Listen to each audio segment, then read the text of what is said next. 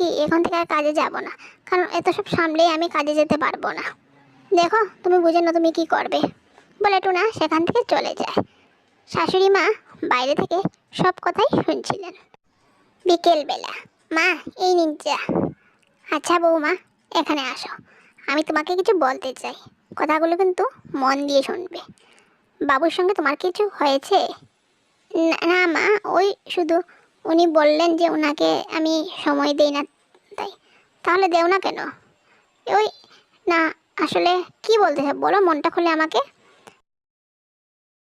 আসলে আপনি তো জানেন আমি পড়ার ফাঁকেও একটা কাজে যুক্ত ছিলাম, সেই কোম্পানি থেকে ছুটি নিয়ে বিয়ে মানে সময়টুকু পেয়েছি, তো কাজে ফেরার সময় হয়েছে, তো উনি বলছেন কাজে যাওয়ার জন্য, কিন্তু আমি আর যেতে চাই না, কারণ এই পরিবারের প্রতি তো আমার কিছু দায়িত্ব কর্তব্য রয়েছে, আর আমি জানি আপনি আমাকে